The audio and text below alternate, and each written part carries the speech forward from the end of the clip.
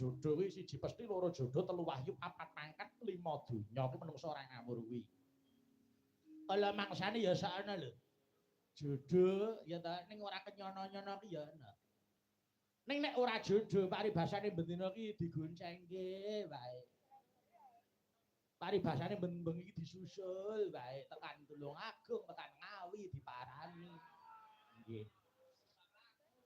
Ya ta? Doh kana doh kene diparani. Ya ora jodoh ya ora dadi. Cedhak kaya ngopo? Bendina diampiri ning kos. Deleke kose kancane kose sapa? Ya nek ora jodoh ya ora dadi. Ning kun fayakun adadi kaya ngapa nyebrang segara nek pancen jodoh ya pedhuk. Ngono ya, Gong. Heeh. Mula ayo kowe karo aku wajib ndongake sing apik tumrap mantene entuk wahyu jodoh. Amin.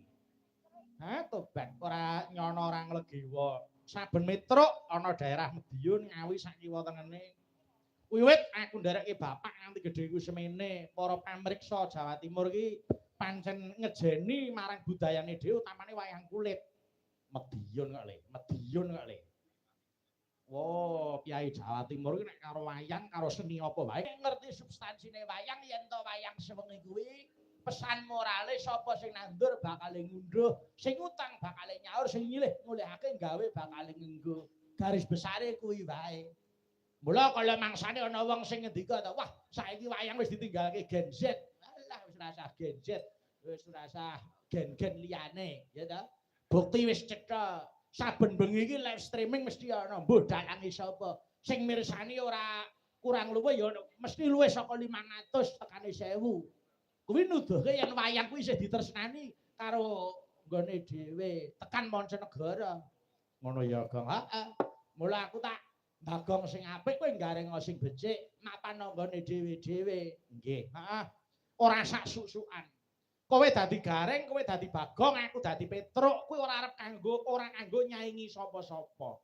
Ning mung mligi nyukuri nikmat saka Gusti. Nggih, gampil anggenipun ngupadi pendamelan, gampang oleh golek rejeki, banyu mili lumintu tur barokah. Allahumma amin.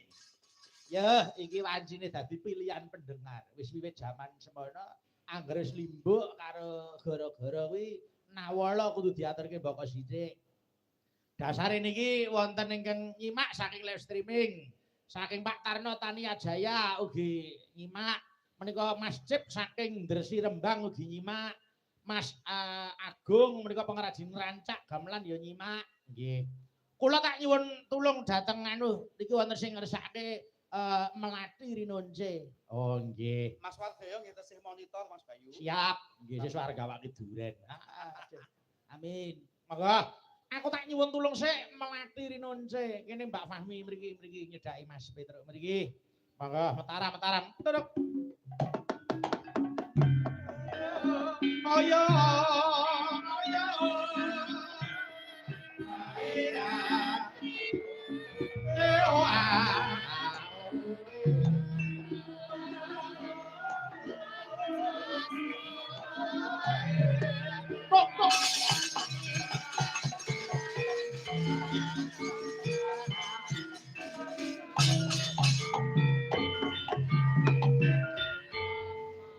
Mbak Fahmi, saya mundak umur ora mundak tua malah tambah enom, tambah ayu lho Mas. Sapa sing ngira iki penyanyi dangdut Mas. Weh, estu niku. Napa nggih? Niku sadurunge nyinden ku penyanyi orkes Melayu. Kowe berarti ngangge rok sementen ngoten niku. Wah, nganggo rok wong mlaku biasa megal-megal kok. Oh niku ki ya terus gelem sinau ten SMKI, gitu.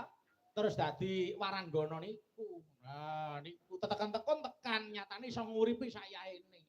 Mula aja isin dadi seniman, aja isin dadi seniwati. Aja isin dadi pengrawit, aja isin dadi pesinden. Watut ditekuni iso nguripi kaya Mbak Fahmi niku. Nyatane ibu-ibu waranggana ki apese S1 kabeh. Mbak Suci, Mbak Dita, Eka, lho. Niku sarjana kabeh. Dini, Lekdar, niku ya S. Nggih. S napa? Ayo S niku sepuh.